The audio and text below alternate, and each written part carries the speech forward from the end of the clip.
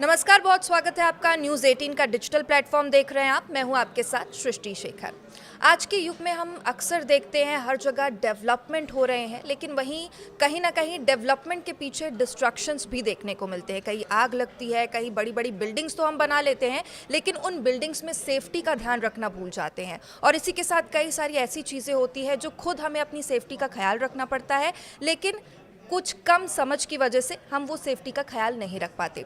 आज इन्हीं सब सवालों के साथ हमारे बीच मौजूद है सेफ्टी एक्सपर्ट अनुपम शुक्ला जी। अनुपम जी, बहुत स्वागत है आपका न्यूज़ 18 में। सबसे पहले तो इंट्रोडक्शन मैं आपका लोगों से करा दूं तो को founder, trustee, inspire safety foundation और एक तरह से सेफ्टी एक्सपर्ट है। सर, आपसे मेरा पहला सवाल यही है कि आज का जो युग है, विकास की तरफ हम बढ़ रहे हैं, कहीं ना कहीं विकास के साथ विनाश भी देखने को मिल रहा है। कहीं आग लग जाती है, कहीं हम बड़ी बड़ी बिल्डिंग्स तो बना लेते हैं, लेकिन वहाँ तक पहुँचने के लिए हमारे पास साधन नहीं होता जब हम किसी मुश्किल में रहते हैं। तो इस विकास और विनाश को साथ साथ जो चल रहा है, उसे आप कैसे देखते हैं? सृष्टि, धन्यवाद। आपके दर्शकों को मेरा नमस्कार। और आज का ये जो मुद्दा आपने उठाया है कि हमारा विकास तो हो रहा है, सब तरफ बड़ी बड़ी बिल्डिंगें बन रही हैं, रास्ते बन रहे हैं, बड़ी बड़ी फैक्ट्री बन रही हैं, लेकिन उनके साथ साथ वहाँ पर कभी कभी हमको ऐसे समाचार मिल जाते हैं जो हमको दुख दे देते हैं। किसी की डेथ हो जाती है, किसी की समझो इंजरी हो गई, चोट लग गई, तो इस तरह की चीज़ें हो रही हैं। इसमें मैं आपको एक चीज़ समझाना चाहूँगा कि विकास की कीमत हर किसी को चुकानी पड़ती है, लेकिन उसकी कीमत पैसे में हो तो अच्छा है, उसकी कीमत जान दे के ना चुकानी पड़े तो सबसे अच्छा होता है। तो सुरक्षा एक ऐसा, जो विकास और विनाश के बीच में जो सेफ्टी है, वो क्या है, शील्ड है। वो हमको विकास तो करने देगी, लेकिन हमको नुकसान से बचाएगी।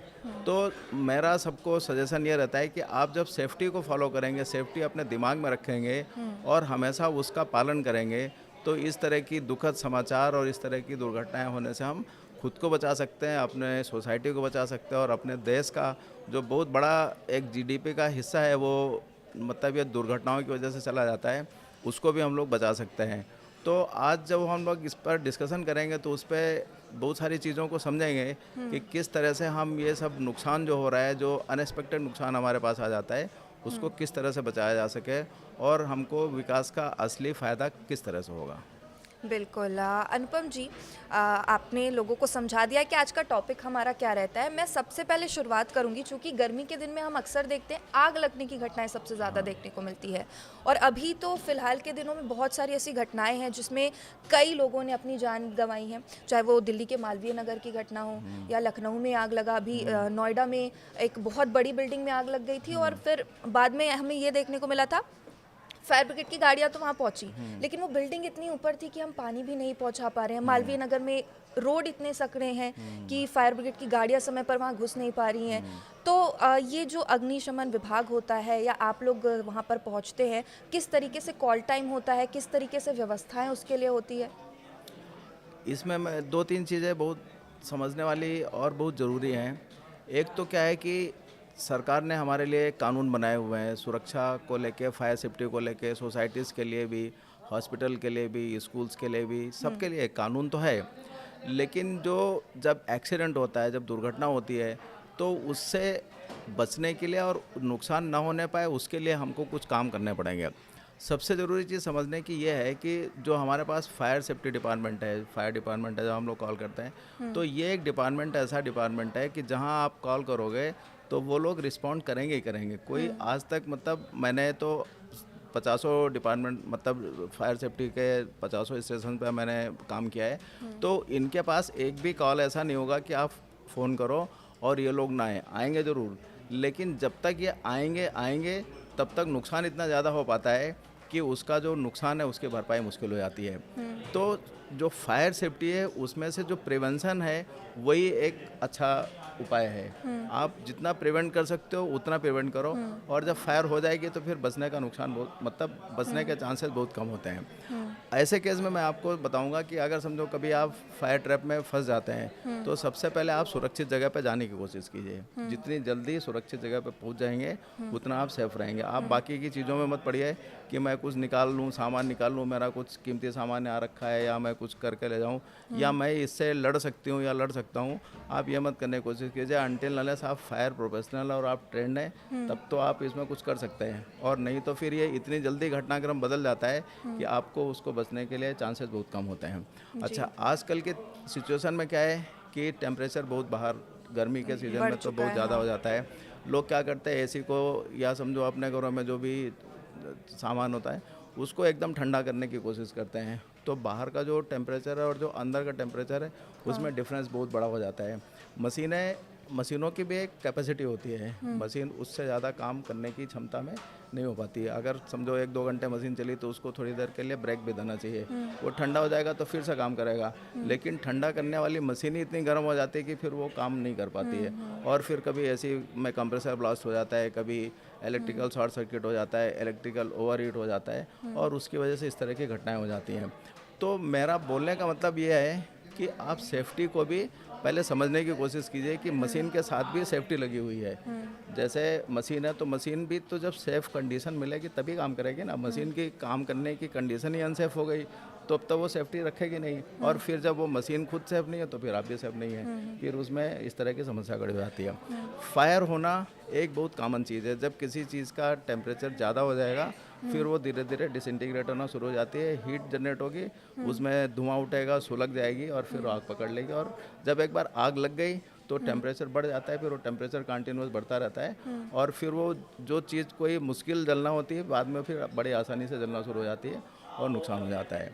तो फायर सेफ्टी को लेके मैं सबको एक बार रिक्वेस्ट करता हूँ कि जैसे बाकी सब चीज़ें हम सीखने की कोशिश करते हैं कि हम चाहते हैं कभी हमको स्विमिंग सीखना है, हम चाहते हैं कि हम म्यूज़िक सीख लें, हम चाहते हैं कि हम ये चीज़ सीख लें, तो मैं सबको रिक्वेस्ट करता हूँ कि आप भले से लाइफ में और दूसरी चीज़ को सीखें ना सीखें, लेकिन फायर सेफ्टी की ट्रेनिंग एक जरूर लीजिए। कभी भी आप अपने फायर स्टेशन के आसपास जाइए, बहुत सारे मतलब एनजीओज़ हैं, बहुत सारे ट्रस्ट हैं, बहुत सारे तरह के वॉलंटियर्स हैं, अलग अलग तरह के लोग सिखाते रहते हैं। भले से आप 2 घंटे के लिए जाइए, एक बार प्रॉपरली ट्रेनिंग लीजिए, एक्सटिंग्विशर कैसे चलाना है, अगर हम कभी फंस गए इस सिचुएशन में तो कैसे बचना है, एक बार प्रैक्टिकल करके देख लीजिए। भले से ज़िंदगी में मैं तो बोलूँगा कि भगवान ना करे कि आपको ऐसी सिचुएशन का फ़ायदा में कभी फंसना पड़े, लेकिन एक बार आप करके देखिए, और अगर आप करके देख लेंगे और कभी ज़रूरत पड़ गई तो उसमें आपको बचने का रास्ता ज़रूर निकलेगा। बिल्कुल। अनुपम जी, जैसे आग लगने की हाल ही की कुछ घटनाएँ थी, उसमें हमने देखा कि लोग बचने की बहुत कोशिश करते हैं, लेकिन कई बार होता है कि जैसे जो स्काई हाई बिल्डिंग्स होती हैं, तो वहाँ पे 2 ही ऑप्शन होते हैं, या तो लिफ्ट होता है, या तो अब 20 फ्लोर की बिल्डिंग है, तो सीढ़ी है। अब वो सीढ़ी से क्या है, धुआँ सबसे पहले नीचे अगर आग लगी है, तो धुआँ ऊपर जाता है, तो सीढ़ी भी ब्लॉक हो जाती है, और ऐसी स्थिति में हम लिफ्ट का भी इस्तेमाल नहीं कर सकते। तो वैसी स्थिति में फिर क्या ऑप्शन होता है? और वो ऐसी स्थिति होती है जब आसपास आग लगी है, तो आप तो खुद पैनिक में रहते हैं, उस पैनिक के साथ कैसे डील कर सकते हैं? हाँ, आग लगने की सिचुएशन में सबसे पहले जो ज़रूरी है वो क्या है कि दिमाग को शांत रखना। पैनिक होने में क्या होता है कि जो सॉल्यूशन हमको सामने दिख रहा होता है वो मुश्किल हो वो भी जाता है, वो बंद हो दिखता जाता है, बंद हो हाँ। जाता है। अच्छा, जब आग लगती है तो धुआं क्या होता है कि नॉर्मली ऊपर निकलता है, तो लोग पैनिक हो जाते हैं, लेकिन धुआं निकलने का चक्कर क्या होता है कि अगर समझो आप वहाँ पे फायर एग्जिट है और आप ऊपर निकल गए, तो थोड़ा ऊपर निकलने के बाद जब तक कि आग ऊपर पहुँचेगी तब तक आप काफ़ी एरिया में सेफ हो सकते हैं। सबसे ऊपर निकल गए, कुछ ना कुछ वहाँ पे बचने का उपाय रहता है, फायर एक्सटिंग्विशर्स होते हैं, फायर हाइड्रेंट होते हैं, सोसाइटी में व्यवस्था रहती है। लेकिन चूंकि हम लोग कभी कभी सोसाइटी का रेगुलर ऑडिट नहीं करते हैं, फायर सेफ्टी का ऑडिट नहीं करेंगे, वो इक्विपमेंट जो उपकरण वहाँ लगाए हुए वो काम कर रहे हैं कि नहीं कर रहे हैं, इस चीज़ को हम लोग ध्यान में नहीं देते, और फिर जब आग लगती है फिर वो काम नहीं करते, और वो नहीं करते तो फिर वो घटना और गंभीर हो जाती है। इनसे बचने का उपाय क्या है कि हर साल में एक बार अपने सोसाइटी का सेफ्टी ऑडिट कराइए। आप अगर किसी सोसाइटी में रहते हैं जहाँ बहुत सारे लोग रहते हैं, तो आप अपने सोसाइटी के चेयरमैन को, सेक्रेटरी को पूछिए कि भाई इसका ऑडिट हुआ है कि नहीं हुआ है, नहीं हुआ है तो इसका ऑडिट कब होगा। ये एक कंपलसरी चीज़ है। As a consumer, as a customer, आपको सेफ्टी अपना हक है, और ये हक आपको उनसे मांगना पड़ेगा। आप किसी होटल में जाते हैं तो आप होटल वाले को पूछते हैं ना कि आपके यहाँ कुक कैसा है, खाना कैसा बनता है, फर्नीचर कैसा है, एकोमोडेशन कैसा है, लाइनन कैसे है, सारे। तो आप एक बार उसको ये भी पूछिए सेफ्टी। कि भाई आपके यहाँ कभी सेफ्टी ऑडिट हुआ है कि नहीं हुआ है, आपके यहाँ फूड सेफ्टी ऑडिट होता है कि नहीं होता है, कि आप पैसा दे के जहर खाने जा रहे हो या पैसा दे के मुसीबत में फंसने जा रहे हो। जो बहुत सारे होटल में ऐसा होता है कि वहाँ पर अगर कस्टमर अवेयर हो तो वहाँ जाके वो रुकेगा ही नहीं, वो जानता है कि इस तरह की जगह पे हम रुकेंगे तो फंस सकते हैं, तो आप जानबूझ के वहाँ पे नहीं फंसेंगे। लेकिन चूंकि हमको ही जानकारी कम होती है और सामने वाला भी हमको ठगने के लिए बैठा हुआ है, तो दोनों जगह पे जाके फिर इस तरह की घटनाएं हो जाती हैं। अब जैसे ये मालवीय नगर का रिसेंट केस हुआ है, तो ये केस में क्या हुआ है कि एक बार गलती हुई, फिर वो गलती और बड़ी हो गई। हमने गवर्नमेंट ने जहाँ परमिशन दे भी, तो चूँकि मैटर ये कोर्ट केस में चल ही रहा है और इन्वेस्टिगेशन होगा तो उसमें जो फाइंडिंग आएंगी वो आएगी। लेकिन अगर आप बाहर से बाहर देखेंगे तो क्या होता है कि एक छोटी बिल्डिंग थी, उसमें कम लोगों को रहने के लिए परमिशन दी गई थी, फिर उसमें और कंस्ट्रक्शन हुआ, फिर और लोग रहने लगे। अब जहाँ पे कम लोगों को रहने के लिए व्यवस्था है, वहाँ ज़्यादा लोग रहेंगे तो प्रेशर तो आएगा ही, इंफ्रास्ट्रक्चर प्रेशर आएगा। वो अभी पावर कनेक्शन वहाँ पे कितना दिया था, उससे ज़्यादा पावर कंज्यूम कर रहा है, जितने लोग रहने चाहिए तो उससे ज़्यादा लोग रहते हैं। तो सबसे बड़ा जो कंप्रोमाइज़ होगा वो सेफ्टी पर ही होगा, और सेफ्टी पे कंप्रोमाइज़ होता रहा और एक दिन ऐसी नौबत आ गई कि जब वहाँ पे कंप्रोमाइज़ नहीं हो सकता आगे और फिर डेथ ही आ जाती है। तो एज ए पर्सन रिस्पॉन्सिबल आपको पहले अपनी लाइफ की परवाह करनी है और देखना है कि वहाँ पर जहाँ हम जा रहे हैं, जहाँ हम रुक रहे हैं, उसके आसपास में सेफ्टी के सारे नाम सेट है कि नहीं। अगर नहीं है तो फिर आपको कॉल लेना है और उसके आगे बढ़ना नहीं है। बिल्कुल, मतलब आपका कहना है कि एज एन इंडिविजुअल हमारी सेफ्टी की जिम्मेदारी हमारे ऊपर भी कहीं ना कहीं है, और जो आसपास हमारे परिवार है उनकी सेफ्टी की जिम्मेदारी भी। अनुपम जी, अक्सर हम देखते हैं कि जैसे ये नोएडा है, दिल्ली है, रोड सेफ्टी की अगर हम बात करें तो बड़े बड़े जो रोड्स यहाँ पर भी हम देखते हैं कि रोड्स अच्छे हैं, इंफ्रास्ट्रक्चर बहुत अच्छे बना दिए जाते हैं, लेकिन जब गाड़ियाँ चलती है तो कहीं ना कहीं जो बड़े वाहन हैं उनका ज़्यादा दबदबा रहता है और छोटे वाहन अक्सर हम देखते हैं कि एक्सीडेंट का शिकार हो जाते हैं। अब एक्सीडेंट तो किसी के हाथ में नहीं है, कई बार होता है कि स्पीड भी क्योंकि हाईवेज़ में स्पीड लिमिट भी सेट होती है कि आपको इस रफ्तार में ही चलाना है, लेकिन रफ्तार का कहर फिर भी देखने को मिलता है। तो वैसी स्थिति में हम क्या कर सकते हैं रोड सेफ्टी को लेकर के? और कई बार हम ये बोलते, जैसे कि आपने बोला प्रिवेंशन की आपने बात की, बच्चे स्कूल जाते हैं, जो उनके ऑटोज़ रहते हैं या बसेस रहते हैं उसमें सीट्स कम रहती है, लेकिन हम देखते हैं अक्सर बच्चे बहुत ज़्यादा संख्या में भर दिए जाते हैं क्योंकि उनके पास सीट्स अवेलेबल नहीं है या जो भी, वहाँ से ज़्यादा बच्चे आ रहे हैं। वैसी स्थिति में कैसे करें? ये दोनों का मैं आपको दो स्टेप में जवाब दूंगा। पहले तो ये समझ लीजिए कि सेफ्टी क्या है। ज़्यादातर लोगों को सेफ्टी क्या है ये चीज़ समझ ही नहीं आती है। उनको लगता है कि सेफ्टी से रिलेटेड कोई कानून है, तो अगर कानून है तो कुछ नहीं होगा तो सरकार काम करेगी। अच्छा, अगर सेफ्टी सरकार की जिम्मेदारी है तो सरकारी लोग आएंगे हमको मुसीबत से बचाएंगे। मैं आपको सेफ्टी को दूसरे तरीके से समझाता हूँ और ये आपके प्लेटफॉर्म के माध्यम से आपके दर्शकों को भी बताऊंगा कि आप ये दो तीन चीज़ों को समझेंगे तो कभी भी आप मुसीबत में नहीं फंसेंगे। सबसे पहला, सेफ्टी आपकी जिम्मेदारी है, समझना है। तो आप कोई काम ऐसा मत कीजिए जिसमें आपका खुद का नुकसान हो। Protect yourself. आपको खुद को चोट लग जाए, आपकी जान चली जाए, आपकी प्रॉपर्टी का नुकसान हो जाए, आप कोई ऐसा काम मत कीजिए। जैसे आप स्कूटर चला रहे हैं, बाइक चला रहे हैं, आप इस तरह से मत चलाओ कि आपकी स्कूटर को टक्कर लग जाए, आपकी कार को टक्कर लग जाए। आपकी जिम्मेदारी है। दूसरे को क्या होगा वो तो बात की चीज़ है, पहले अपने को बचाना हमारी जिम्मेदारी। तो प्रोटेक्ट योरसेल्फ पहला फार्मूला। दूसरा फार्मूला ये है कि अपनी गलती से किसी दूसरे का नुकसान न होने पाए। Protect others from your mistake, दूसरी जिम्मेदारी बन जाती है। ये हमारी जिम्मेदारी है कि हमारी वजह से किसी और को नुकसान ना होने पाए। ये दूसरा कारण हो गया। और तीसरा कारण हो गया कि किसी और की गलती से हमारा नुकसान ना होना पाए। हमको मालूम है कि ये यहाँ पर बाइक वाले जाते हैं, यहाँ कार वाले जाते हैं, तो हम यहाँ पैदल नहीं जाना चाहिए। अगर मैं वहाँ पैदल जाऊँगा तो चांस है कि हमको टक्कर लग जाएगी। तो protect yourself from others mistake. हो सकता है उसका इंटेंशन ना हो टक्कर मारने का, लेकिन लगते लगते आपको टक्कर लगी जाएगी। ठीक है, तो अगर ये तीन चीज़ों का आप ख्याल करेंगे तो आपको कभी भी नुकसान नहीं होगा। मैं आपको उतना एश्योरेंस अपनी तरफ से दे सकता हूँ। ये तो हो गया पहले आपकी रिस्पॉन्सिबिलिटी। दूसरी बात आ जाती है कि आपकी जो जब रिस्पॉन्सिबिलिटी है तो राइट भी होगा, हक भी है ना। हक भी है, तो सेफ्टी आपका हक है। अब जहाँ पर आपकी जिम्मेदारी नहीं वहाँ पर आपका हक है। जैसे आपके बच्चे स्कूल जा रहे हैं, तो आपके बच्चे जब स्कूल जाते हैं तो आपके बच्चे स्कूल से वापस आ जाएंगे।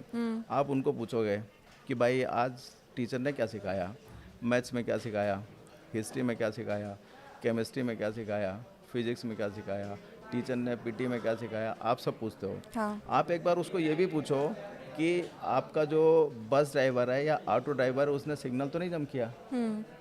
बिल्कुल। आप एक बार पूछो उसको। अब देखो क्या जवाब देता है।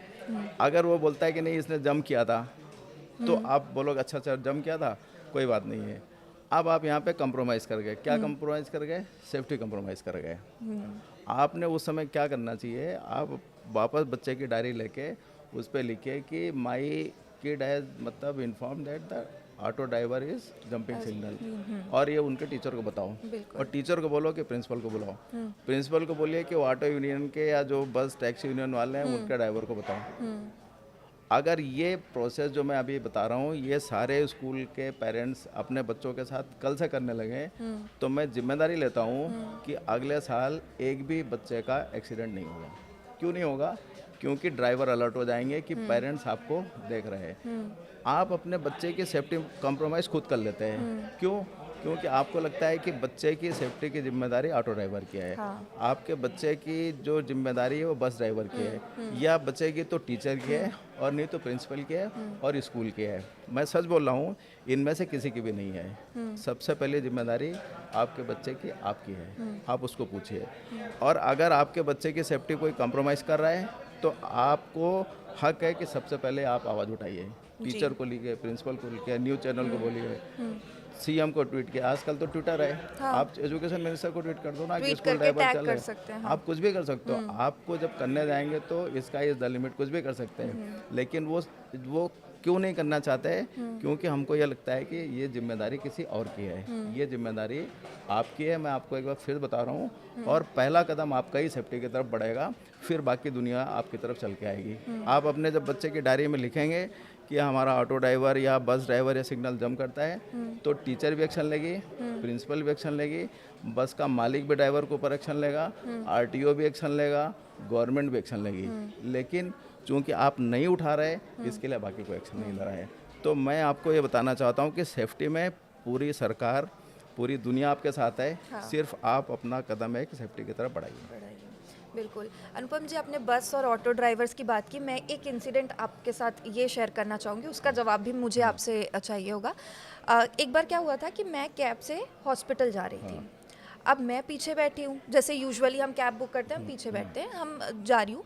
रास्ते में जैसे ही कैब को मोड़ना था वापस लेके, तो उनको अचानक से मिर्गी कहते हैं ना, मिर्गी का दौरा आ गया।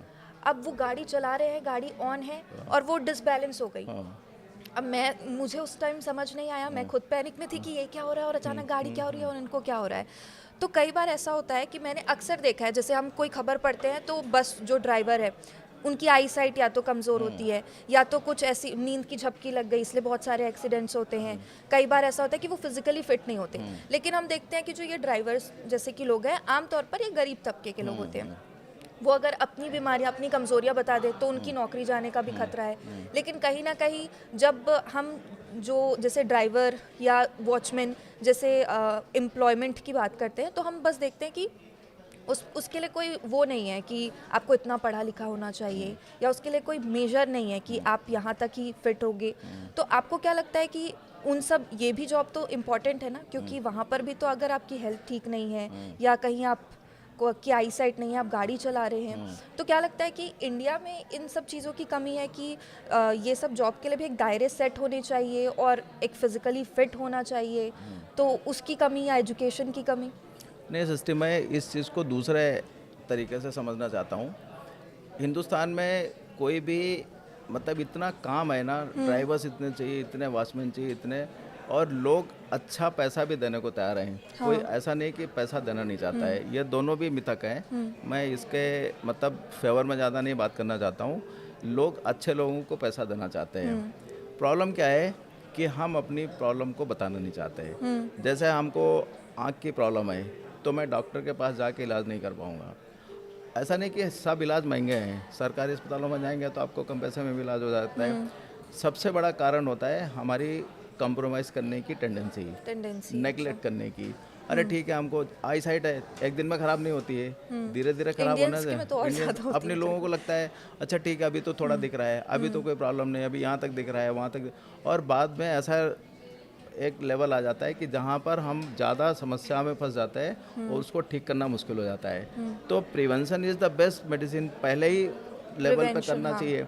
आप जैसे कोई ड्राइवर है, उसने साल भर में समझो आप हज़ारों रुपए कमाते हो, ठीक है, ऐसा तो नहीं कि ड्राइवर कम पैसे कमाता है। हाँ हाँ, कमाते तो तो सरकारी अस्पताल में जाके अपनी आँख का इलाज कराने में, चेक करने में क्या नुकसान है? सरकारी अस्पताल में तो फ्री होता है।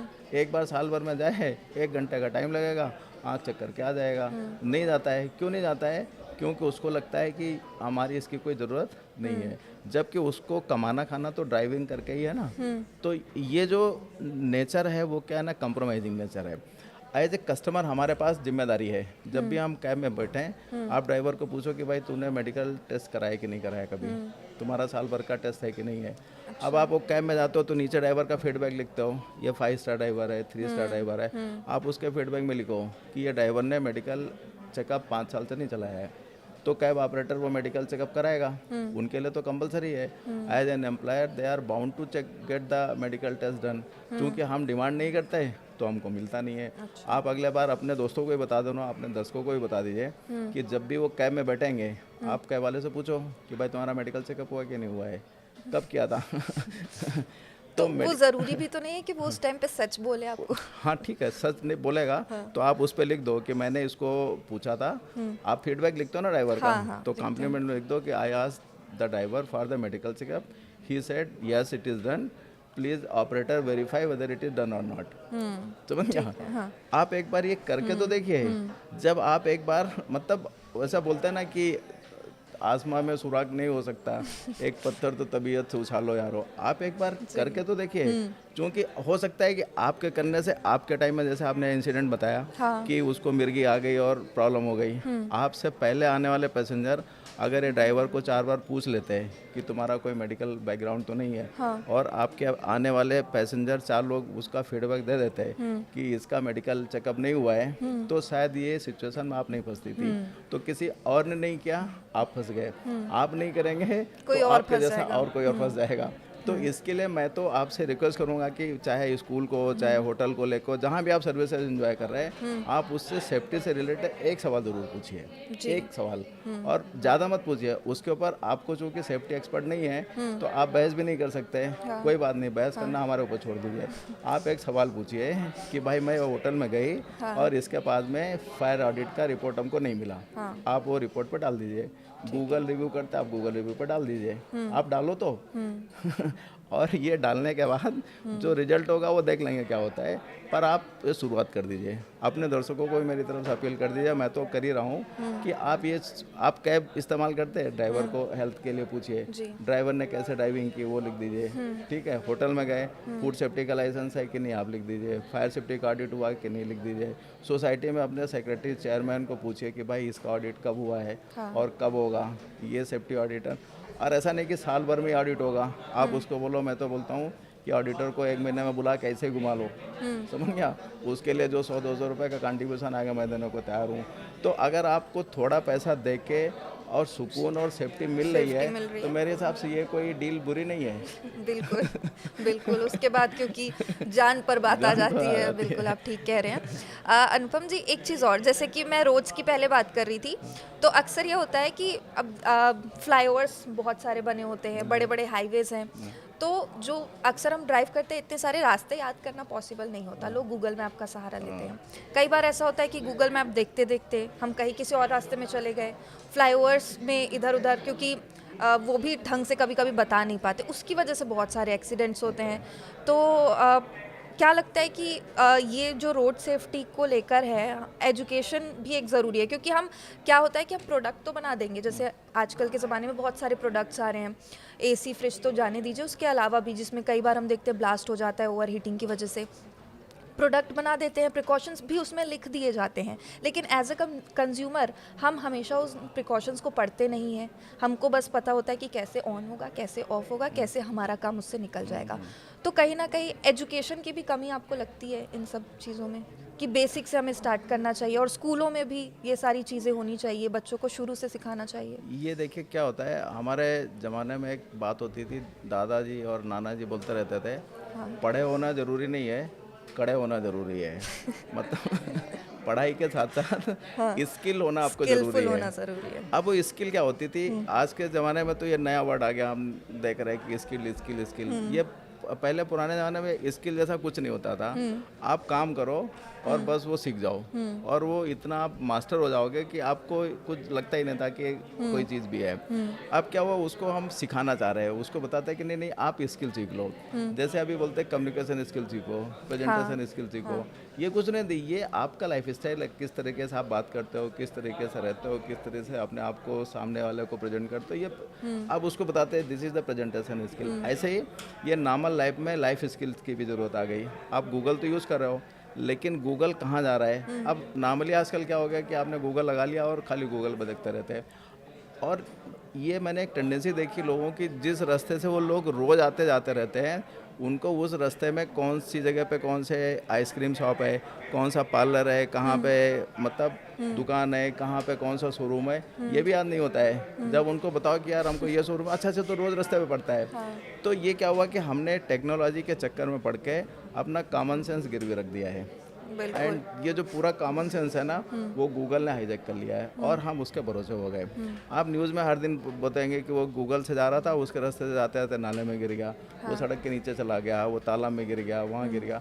अरे भाई, आप गूगल के ऊपर इतना भरोसा कर रहे हो, तो सामने कभी रुक के जो रास्ता आपको नहीं मालूम है, वो किसी पान वाले से पूछ लो कि भाई मेरे को वहाँ जाना है। बिल्कुल, कोई ढाबे वाले ये से करना पूछ तो ले। छोड़ ही दिया है हमने। बिल्कुल। तो जब हमने ह्यूमन इंटरेक्शन छोड़ दिया है, तो डिपेंडेबिलिटी हमारी टेक्नोलॉजी पे हो गई। टेक्नोलॉजी पे अब चूंकि टेक्नोलॉजी तो वापस ह्यूमन डिपेंडेबल ही है। टेक्नोलॉजी लाया कौन? आदमी लाया। आदमी लाया। और आदमी को से आपने उसको दूर कर दिया, तो नुकसान किसका होगा? आदमी का ही होगा। तो जब भी आप टेक्नोलॉजी के ऊपर भरोसा करो, तो उस पे करो, मैं उस पे मना नहीं करता हूँ, लेकिन उसके साथ साथ उसको चेक तो करो कि वो टेक्नोलॉजी जो सही बता रही है वो है कि नहीं है। अगर समझो मेरे केस में, अगर मेरे को कहीं जाना पड़ता है, मेरे को दिल्ली से नोएडा जाना है, और मैं पूछूं कि मेरे को सेक्टर 62 में जाना है, इधर इधर जा रहा है, तो मैं अपने पहले नोएडा में रहने वाले किसी रिश्तेदार को फ़ोन करके पूछता हूँ कि ये जो गूगल बता रहा है वो ऐसे ऐसे बता रहा है, ऐसे जाऊँ कि ना जाऊँ? तो वो बताता है कि नहीं, यहाँ से जाने के बजाय आप इधर से जाओ। अच्छा, यहाँ से जाने के बजाय आप उधर से जाओ। तो जब हमको समझ आता है कि वहाँ से जाने के बजाय इधर जाना है, तो फिर वो गलती नहीं होती। फिर हम चेक कर लेते हैं कि गूगल ने सही बोला है कि गलत बोला है। इस तरह से तो कभी भी इसमें जब भी आप मतलब गूगल के ऊपर या टेक्नोलॉजी इस्तेमाल करें, तो पूरा उसके ऊपर डिपेंड होकर मत कीजिए, थोड़ा अपना दिमाग भी लगाइए और फिर सही तरीके से इस्तेमाल करना आपको आएगा। बिल्कुल। अब अनुपम जी, मेरा आखिरी सवाल आपसे यही रहेगा, और जो कुछ आप भी बताना चाहेंगे, क्योंकि दर्शकों को ऐसी बहुत सारी चीज़ें हैं जो शायद मैं ना पूछ पाऊँ, दर्शकों के बहुत सारे सवाल हो, लेकिन जवाब आपके पास ज़रूर होंगे। मेरा ये सवाल होगा, जैसे कि फायर सेफ्टी विभाग हो गया या जो भी सेफ्टी एक्सपर्ट्स का काम होता है, कोई घटना के बाद तो हम उनका काम देख पाते हैं, जैसे आग लग गई तो आग बुझाने आप पहुँचे, या कहीं एक्सीडेंट हो गया तो वहाँ रेस्क्यू के लिए पहुँचे, लेकिन क्या कोई घटना के पहले भी उनका कुछ काम होता है? प्रिवेंशन के लिए क्या कुछ काम होता है, कैसे कर सकते हैं, और लोगों को अवेयर करने के लिए कैसा काम चलता है उनका?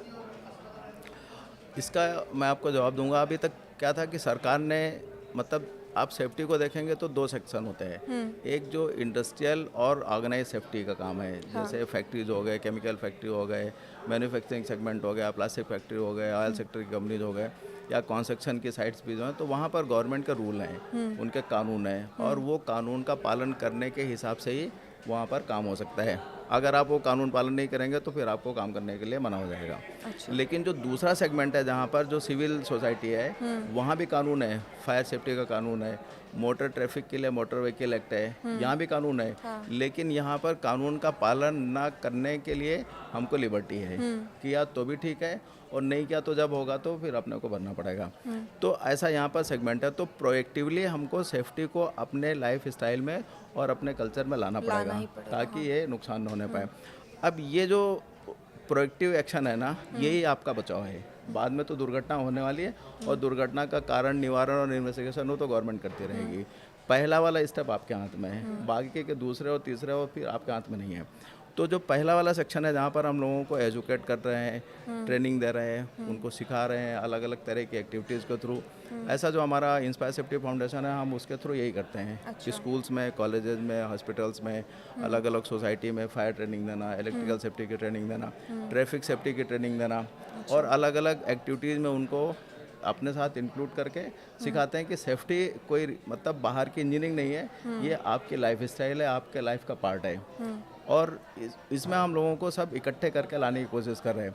अच्छा, सेफ्टी को एज ए कानून, एज ए मतलब रूल्स समझाना लोगों को मुश्किल है।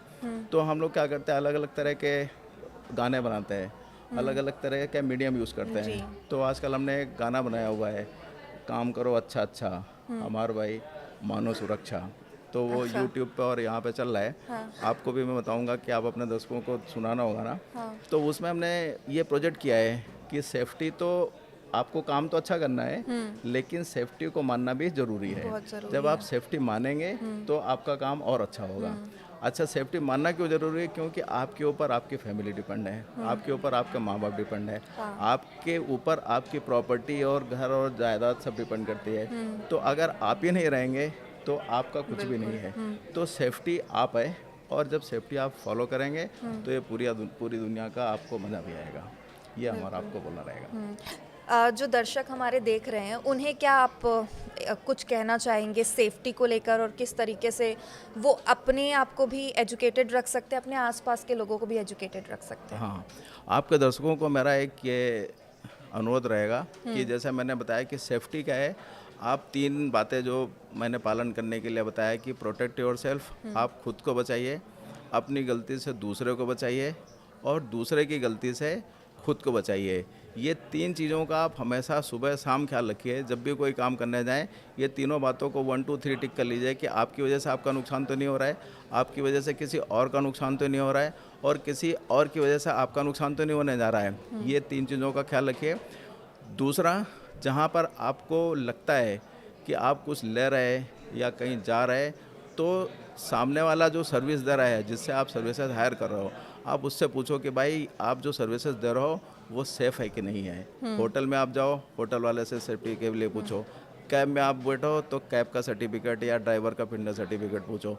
आप सेफ्टी को लेके जितना कंसर्न होंगे, वो कंसर्न को दिखाना जो अलग चीज़ है, और उस पर सवाल करना आपको ज़रूरी है। सवाल करना आपका हक है। सेफ्टी आप डिमांड करेंगे तो सेफ्टी सप्लाई में आएगी। डिमांड सप्लाई का रेशियो ऐसे होता है, जब आप डिमांड करेंगे तो सप्लाई आना शुरू होती है। जब तक हम सेफ्टी को डिमांड नहीं करेंगे, सेफ्टी सप्लाई में नहीं आएगी। और अगर सेफ्टी नहीं आएगी तो फिर आप पैसा देके अपने लिए मुसीबत मोल लें, और मुसीबत मोल ना लें, यही मेरा आपको अनुरोध रहेगा। आप मांगें, सेफ्टी डिमांड कीजिए, सेफ्टी से रिलेटेड सवाल पूछिए, और अगर आपको जवाब मिल गया तो ठीक है, जवाब नहीं मिल गया तो मैं आपकी सेवा में हमेशा हाजिर हूँ। आप मुझे बताइए, मैं आपकी मदद करूँगा, और हम सब मिलके ये देश को दुर्घटना से मुक्त देश बनाएंगे। एक दिन आप ऐसा सोचिए कि हम न्यूज़ देख रहे हैं, हम समाचार पढ़ रहे हैं, और हमको कोई भी दुर्घटना से रिलेटेड किसी की डेथ हुई है, किसी का एक्सीडेंट हुआ है, ऐसा कोई न्यूज़ ना मिले। ये जो हमारा न्यूज़ 18 चैनल है, ये सारी खबर कवर करे, लेकिन एक्सेप्ट वो खबर कवर किया, लेकिन पूरी हिंदुस्तान में कोई भी खबर ऐसी नहीं मिली कि कोई एक्सीडेंट नहीं हुआ है। मैं वो दिन का इंतज़ार करूँगा, और वो दिन तक आपसे बात करता रहूँगा।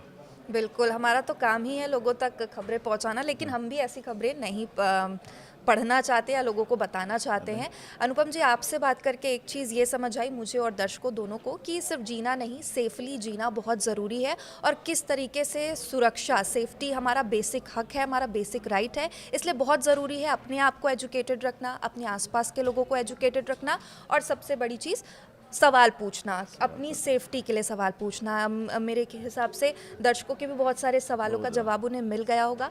बहुत शुक्रिया अनुपम जी हमारे साथ जुड़ने के लिए। और अगर दर्शकों को कुछ और सवाल है, कमेंट में ज़रूर बताइएगा क्या कुछ आपके सवाल है, क्या कुछ आपको इस पॉडकास्ट में अच्छा लगा। बहुत शुक्रिया जुड़ने के लिए। थैंक यू, नमस्कार।